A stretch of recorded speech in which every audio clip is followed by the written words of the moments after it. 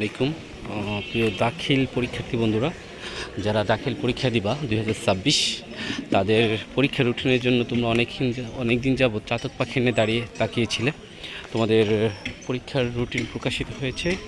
তোমাদের পরীক্ষা 21 তারিখ থেকে শুরু হবে। 21 তারিখ কোরআন মাজিদ ও তাজবিদ, এবং 23 তারিখ আছে এরপর আরবি প্রথম পত্র, এরপরে 26 তারিখ হলো গণিত, আর 28 তারিখ আছে আরবি দ্বিতীয় পত্র, এরপর 30 তারিখ আছে বাংলা দ্বিতীয় প্রথম পত্র, 3 তারিখে আছে বাংলা দ্বিতীয় পত্র, 5 তারিখে আছে ইংরেজি প্রথম পত্র, 7 তারিখে ইংরেজি দ্বিতীয় পত্র, 10 তারিখে হাদিস, এবং 11 তারিখে আকাইদ ও ফিক, এবং ব্যবহারিক আছে হলো 12 তারিখ মঙ্গলবার, এবং এরপরে ইসলামিক ইতিহাস আছে 13 তারিখ, 14 তারিখ আছে তথ্য যোগাযোগ প্রযুক্তি, এবং অন্য যে বিষয়গুলো আছে অতিরিক্ত সেগুলো পরবর্তীতে তারিখগুলো দেওয়া আছে।